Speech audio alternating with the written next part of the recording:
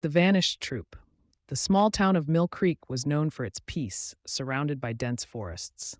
Every summer, the local Girl Scout troop would set off on a camping trip, led by their cheerful leader, Mrs. Peterson. This year was no different, and 7 girls, aged 12 to 14, gathered at the old bus stop, ready for their adventure. Among them was Emily Green, a quiet and observant 13-year-old who had been looking forward to the trip, though she felt a strange sense of unease that morning. The troop hiked along a narrow trail, their laughter and songs echoing through the woods.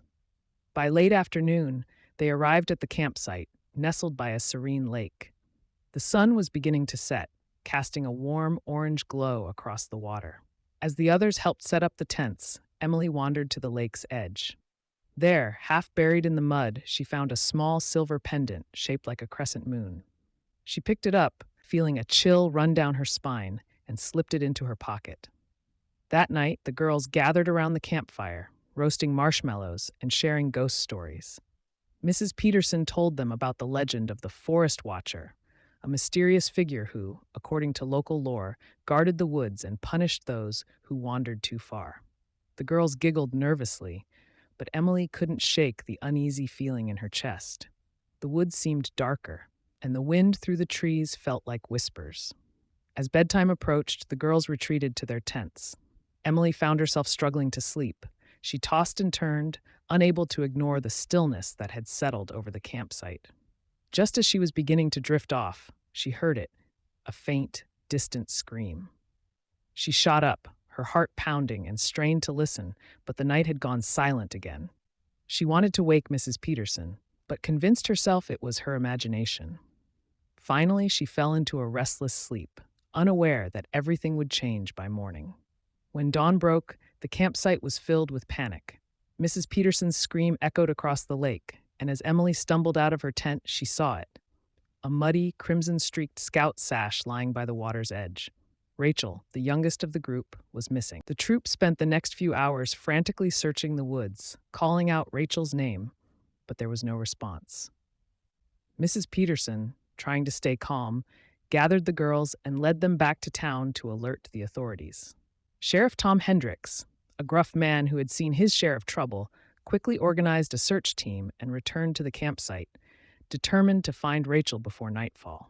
As the hours passed and the sun began to set, hope started to fade. The searchers scoured the woods, combing every trail and checking near the lake, but there was no trace of the missing girl.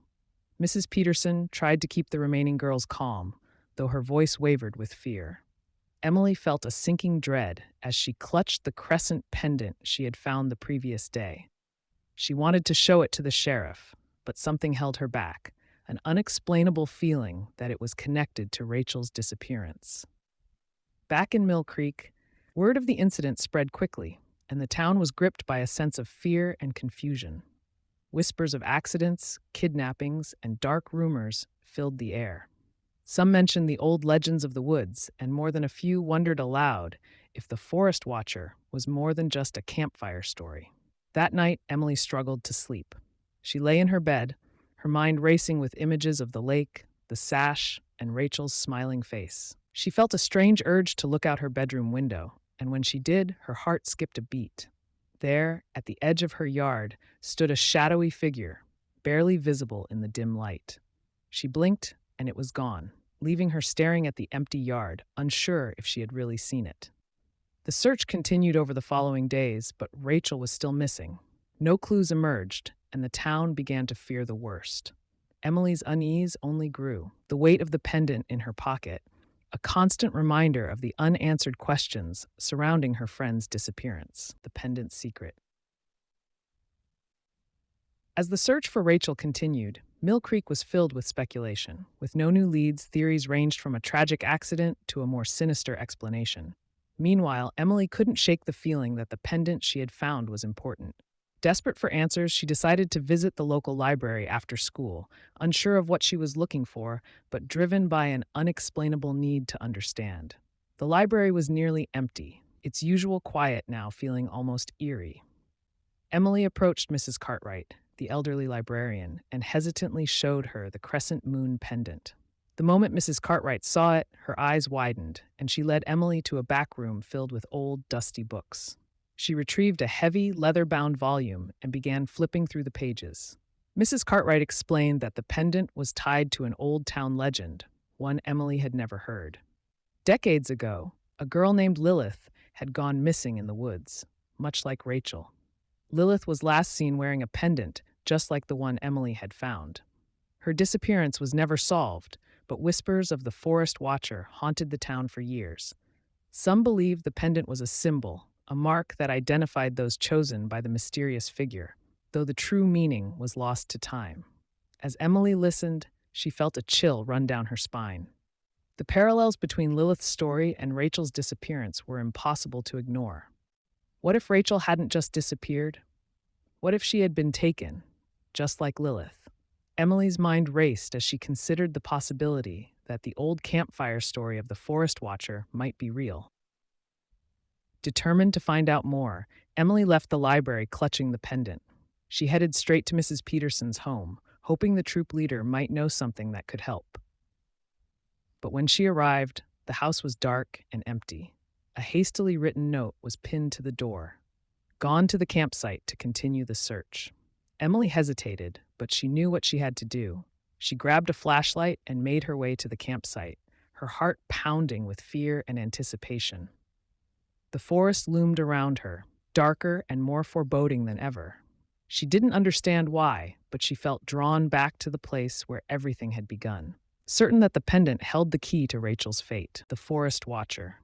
The woods were thick and shadowy as Emily approached the campsite, her heart racing with every step. The moon cast a silvery glow on the path, illuminating the trees that loomed like silent sentinels. Memories of Rachel flooded her mind, each one a painful reminder of their friendship and the urgency of finding her. The pendant in her pocket felt heavy, a tangible connection to the mystery that surrounded them. When Emily reached the campsite, she was taken aback by the eerie silence.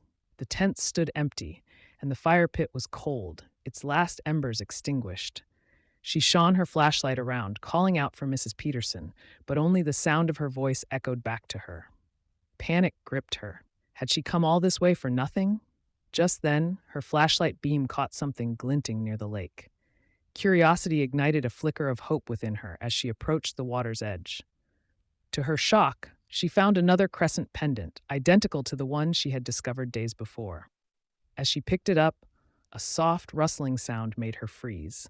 Turning slowly, she spotted a girl standing in the shadows of the trees. Emily squinted, her heart pounding. The girl stepped into the light, and Emily gasped. It was Rachel, but something was off. Rachel's clothes were torn and dirty, and her expression was vacant, as if she were trapped in a trance. In her hand, she clutched a pendant, just like Emily's. "Rachel," Emily called, rushing toward her. But as she reached out, Rachel slowly lifted her arm, pointing toward the woods. Confused, Emily turned to look and felt a chill run through her. There, between the trees, stood a tall, dark figure, a silhouette with glowing eyes, the forest watcher. Frozen in fear, Emily struggled to comprehend what she was seeing. The figure raised a hand, and a deep, resonant voice filled the air. "You should not have come," it echoed, sending shivers down her spine. Just then, Rachel grabbed Emily's arm, breaking the spell of fear that held her captive. "We need to go," she shouted, her voice breaking through the fog of confusion. Without thinking, Emily turned and ran, dragging Rachel behind her. The forest seemed to shift around them, the trees closing in as they fled. Bursting onto the main road, they collapsed, gasping for breath, their hearts pounding in their chests. As they looked back, the dark figure had vanished into the shadows, leaving no trace behind. In the days that followed, the sheriff found Rachel's torn sash near the campsite, but she had no memory of her time away. The town mourned Rachel's disappearance, but eventually moved on, the case growing cold. Emily kept the pendants locked away, a haunting reminder of the dark secrets hidden in the woods. Each summer, as the wind whispered through the trees, she was reminded that some legends were best left undisturbed, for the forest watcher was always watching.